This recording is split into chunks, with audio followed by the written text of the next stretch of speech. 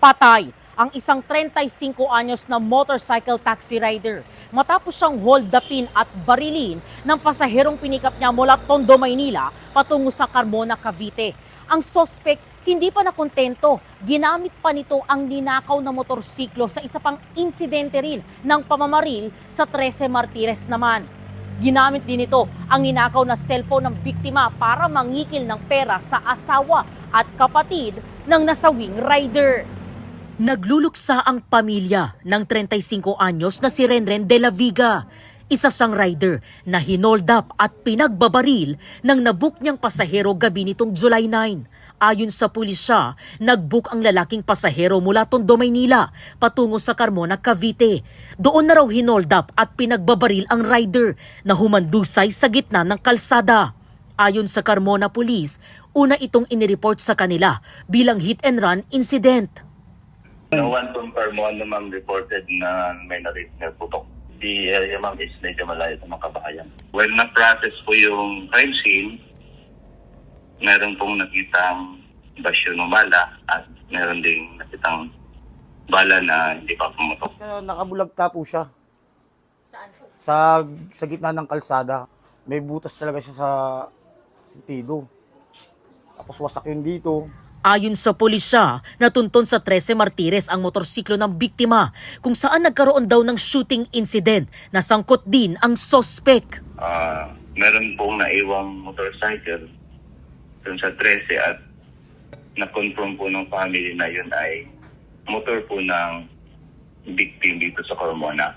Yung suspect ay ginaril niya yung victim dun sa 13. Good thing naman ay hindi naman po napurungan yung victim doon. At tinagaw din yung motor. Parang ang nangyari ay pinalit niya yung motor na nakuha niya sa Carmona dun sa motor na nandun sa 13. Hindi makapaniwala ang asawa ni Renren na nagawa pang gamitin ng suspect ang ninakaw na motorsiklo sa isa pang krimen. Kwento niya, nakachat pa niya ang kanyang asawa bago bumiyahe ng Carmona. Pasado alas 12 ng madaling araw nang mag-chat daw muli ito. Pero ang kausap na pala niya, ang lalaking pumatay sa kanyang asawa. Gamit ang cellphone at account ni Renren, nag-utos ito na mag-send ng 1,000 piso sa online wallet. Bagay na ginawa raw ng asawa. Nagsabi rin daw ito na nakasagi siya ng motorsiklo sa bayan ng Naik. Nangulit pa raw sa paghingi ng pera.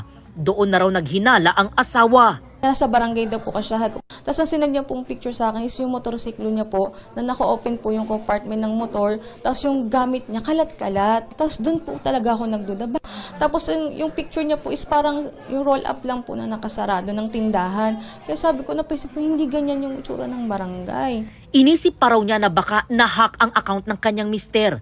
Kalaunan ay umamin din daw ang suspect. Sabi niya, hawak niya daw po yung asawa ko, ganyan, na magbigay ka sa akin ng 5,000 kung gusto mo pang makauwi ng buhay yung asawa mo. Habi ko po talaga, kung talagang hawak mo yung asawa ko,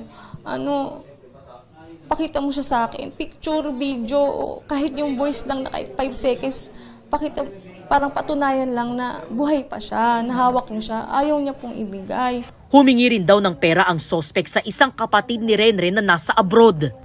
Bago magpadala ng pera, nakipag-ugnayan ng pamilya ng biktima sa pulisya. Ikinasa ang joint operation ng Carmona Police, 13 Martires Police at Station 1 ng Manila Police District para arestuhin ang suspect sa Tondo, Maynila. Na-recover din from the suspect yung motorcycle on color February 45 na pisto. Walang pahayag sa media ang suspect na nakadetain sa 13 Martires Police Custodial Facility. Sasampahan siya ng reklamong paglabag sa Republic Act 10883 o New Anti-Kidnapping Act of 2016 at frustrated homicide. Ito po si EJ Gomez, GMA News.